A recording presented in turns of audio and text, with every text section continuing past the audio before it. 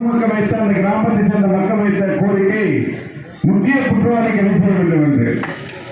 முக்கிய குற்றவாளிகள் கைது செய்வதற்கே நாங்கள் நோட்டீஸ் அடிச்சு அனுமதி கேட்டு ஆர்ப்பாட்டம் தேதி கொடுத்து எழுச்சி தமிழ் அனுமதி பெற்று ஆர்ப்பாட்டம் அறிவித்த பிறகு இந்த முக்கிய குற்றவாளியை கைது செய்திருக்கிறார்கள். ஆக நீ முக்கிய குற்றவாளிகளை கைது செய்தாலும் எப்படி ஆர்ப்பாட்டத்தில் பின்னர் நிறுத்த முடியும்? அவ்வளவு வன்முறை நடந்திருக்கிறது. எந்த ஊடகமாவது அது வாய் திறந்து பேசியிருக்கிறார்களா? ஒரு RSS கைகூடி வேலையில் நின்ற வாசலே எமது எழுச்சி தமிழர் வாகனத்தை மதித்து மம்பிழித்தான். அதை பக்கம் பக்கமாக இன்று வரை ஒரு தனியார் தொலைக்காட்சி வேண்டுமென்றே இட்டுக்கட்டி செய்தியை பரப்பிக் கொண்டிருக்கிறது. அதே RSS BJP கைகூடி கொண்ட தலைவர்கள் மம்பிழித்தவனை கண்டிக்க திராணியற்ற அந்த கொண்டு விடுதலை சிறுத்தைகளை கண்டிக்கின்ற செயலி இன்னும் செயல்பட்டுக் கொண்டிருக்கிறார்கள். ஆக இது போன்ற இந்த கமிசன பகுதியில் இவ்வளவு பெரிய வன்கொடுமை ஒரு கிராமத்துக்குள் நுழைந்து சூறையாடி அந்த சாதிகளை கண்டிக்க துணிவற்ற இந்த RSS கும்பல், கையாளாக RSS கும்பல், கைகளாக செய்வது என்று செயல்பட்டுக் கொண்டிருக்கிற சாதிவாத கும்பல், அதற்கெல்லாம் இவ்வளவு பெரிய வன்முறை நடந்திருக்கிற ஒரு சேரிக்குள் நுழைந்து அன்னை நாட்டு படையெடுப்பது போல கலவரத்தை தோன்றுகிறார்களே, இதை கண்டிக்க எந்த ஊடகமாக வெளிவந்ததா? எந்த அமைப்புடன் ஊடகம் வெளிவந்ததா? இன்னும் சில தம்பிகள் சொன்னார்கள், அந்த கிராமத்தில் விடுதலை சிறுத்தைகள் கிளை இல்லை, அந்த கிராமத்தில் இருக்கிற 30-40 கிராம வீட்டை சேர்ந்தவர்களும் நம்ம நடிகர் கட்சியில் இருக்கார்கள் என்று சொன்னார்கள்.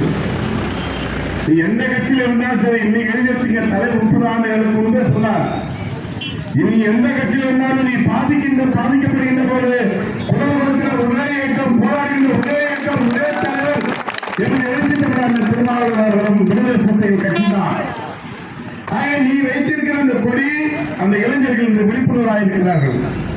அந்த நடிகர் இந்த போராட்டத்தை அவர் இந்த பிரச்சனையை கவனித்து பேசுமா, அல்லது நடிகர் கட்சியை சார்ந்தவர்கள் இந்த ஆர்டர் சொல்லியிருப்பார்களா? களத்தில் இந்த முதல் இயக்கம் விடுதலை சிறுத்தைகள், பிரச்சனை என்பவர்கள் காவல் நிலையத்துக்கு சென்ற விடுதலை சிறுத்தைகள், மருத்துவமனைக்கு சென்றது விடுதலை சிறுத்தைகள், அந்த இரவே இங்குள்ள முன்னணி பொறுப்பாளர்கள், மாவட்ட செயலாளர் உள்ளிட்ட கட்சியின் மூத்த பொறுப்பாளர்கள் அந்த மக்களை பாதுகாக்கின்ற வேலையை செய்தார்கள். நீ எந்த கட்சி வேணாலும் இருப்போ, நீ எந்த சாதி வேணாலும் இருப்போ, எங்கே ஒரு பாதிப்பு என்றால், எங்கே ஒரு அடக்குமுறை என்றாலும் அங்கே கலந்து நிற்கின்ற முதல் இயக்கமும் முதல் தலைவரும் விடுதலை சிறுத்தைகளும் தலைவர் எழுச்சி தமிழ் என்பதை இந்த மக்கள் புரிந்து கொள்ள வேண்டும்.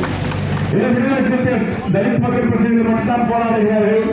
இங்க ஐயா அவர்கள் விவசாய சங்கத்தை சேர்ந்த ஐயா அவர்கள் காசில் சொன்ன தெளிவாக சொன்னார்கள்.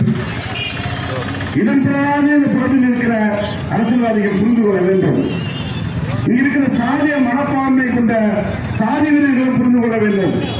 பிற்படுத்தப்பட்ட மக்களுக்கு இடஒதுக்கீட்டுக்காக பாராளுமன்றத்தில் OBC மக்களுக்காக போராடிய வாதாடிய குரல் கொடுத்த ஒரே தலைவர் எழுச்சி தமிழ் அவர்கள் அங்கே பாராளுமன்றத்தில் SC/ST மக்களுக்குமாக மட்டும் குரல் கொடுக்கவில்லை, பின்தங்கிய OBC மக்களுக்காகவும் BC மக்களுக்காகவும் அனைத்து தரப்பு மக்களுக்காக இடஒதுக்கீடு மருத்துவத்துறையில் இடஒதுக்கீடு வேண்டும் என்று குரல் கொடுத்த தலைவர் எழுச்சி தமிழில் பலாயிரம் பேர் மருத்துவர்கள் OBC பட்டியலில் உள்ள படிப்புகிறார்கள் என்றால் உங்கள் மக்களுக்கும் சென்று போராடுகின்ற குரல் கொடுத்த தலைவர் தான் நீங்கள் தலைவர் எழுச்சி தமிழும் கட்சி விடுதலை சிறுத்தைகள் என்பதை புரிந்து கொள்ள வேண்டும். அங்கே இருக்கிற ஒரு சில அதிகாரிகளும் ஒரு சில சாதியவாத சங்க தலைவர்களும் உங்களுடைய நடவடிக்கைகளும் உங்களுடைய போக்குகளை மாற்றிக்கொள்ள வேண்டும். ஆட்சி ஆளுவது சமூக நீதி ஆட்சி என்று சொல்கிறோம். ஆனால் இது போன்ற சில அதிகாரிகளால் தான் இங்கு நடக்கிற பிரச்சனைகளுக்கும், ஏனென்றால் இங்கு இருக்கிற காவல்துறை உயரதிகாரிகள் இருக்கிற ஒரு சில RSS சேர்ந்த பயிற்சி பெற்ற சில அதிகாரிகள் தான் ஆட்சிக்கு எதிராக செயல்பட்டுக் கொண்டிருக்கிறார்கள் என்பதை புரிந்து கொள்ள வேண்டும். இருக்கிற தமிழ்நாடு காவல்துறை இந்த பிரச்சனையில் நீங்கள் 7 பேரை 8 பேரை கைது செய்திருக்கிறதா சொல்லுங்கள். மற்றவர்களையும் கைது செய்யவில்லை. யார் உங்களை தடுக்கிறார்கள்? இன்னும் 20க்கும் மேற்பட்டவர்கள் கைது செய்யப்பட்டிருக்கிறது. 50 பேர் நுழைந்திருக்கிறார்கள். ஏன் இங்க இருக்கிற இந்த சாதிவெறி கும்பல், ஏன் இந்த சாதிவெறி கும்பல் மீது இந்த காவல்துறை மிச்சம் நபர்களை கைது செய்ய தயங்கி இருக்கிறது? 6-7 பேர் உள்ள நுழைந்து இந்த என் மக்கள் கொடுத்தாங்களா உள்ளே வயிற்றை கட்டிப்படுத்தி கொடுத்தாங்க. ஆக 40 கிலோமீட்டர் நடந்ததனால் அங்கே ஒரு 30 குடும்பங்கள் இருந்தவரால் அவங்களுடைய சாதி தீர்வை காட்டியிருக்கிறார். ஆக இதெல்லாம் காவல்துறைய உளவுத்துறை ஒழுங்கிக் கொண்டிருக்கிறது என்ற உதாரணம் தான் இந்த சம்பவம்.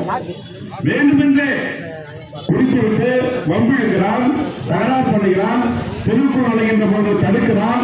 ஏன் அப்படி தெருக்குள் போராட்டத்தை குடிச்சிட்டு நகலை பண்ணிக்கிறது கேட்டால் வீடுக்குள்ள கொண்டு வரப்பானா இங்க இருக்க காவல்துறை வேலைக்கு பார்த்துருக்குமா?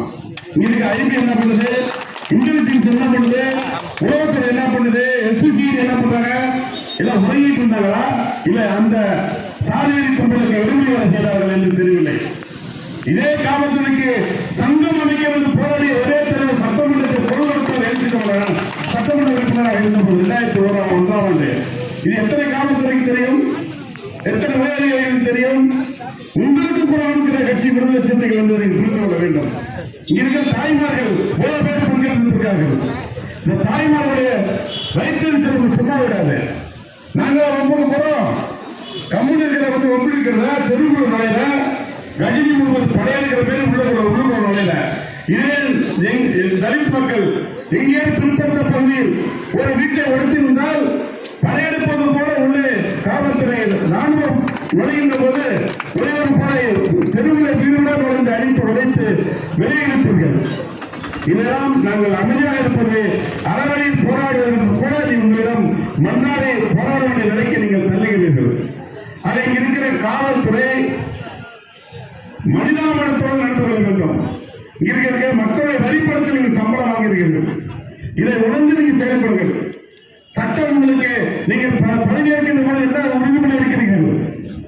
இதெல்லாம் கவனத்தில் எடுத்துக்கொள்ள வேண்டும் என கேட்டுக்கொண்டு இதே போலதான் சென்னை உயர்நீதிமன்றத்தில் நடந்த நிகழ்வு.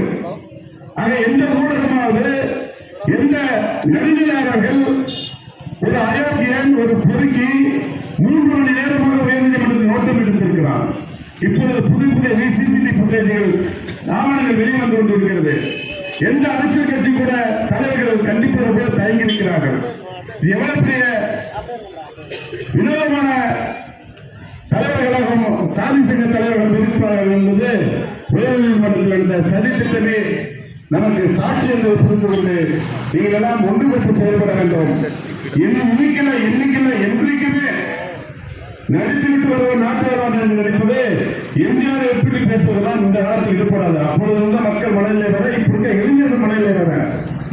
ஆகவே இங்க இருக்கிற இளைஞர்கள் எவன் எத்தனை படம் நிறுத்திவிட்டு வந்தால் சரி, உனக்கு ஒரு பிரச்சனை என்றால் விடுதலை சிறுத்தைகளும் தலைவர் எழுச்சி தமிழ் தான் வருவார் என்பதை புரிந்து கொண்டு இருக்கிற இளைஞர்கள் ஒன்றுபட்டு எழுச்சி தமிழர் களத்தை வலுப்படுத்த வேண்டும்.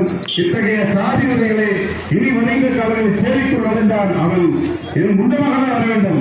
ஆக அங்கு இருக்க வேண்டிய நமக்கு ஒரு ஒற்றுமை தான் என்பதை புரிந்து கொண்டு நீங்கள் ஒன்றுபட்டு செயல்பட வேண்டும்.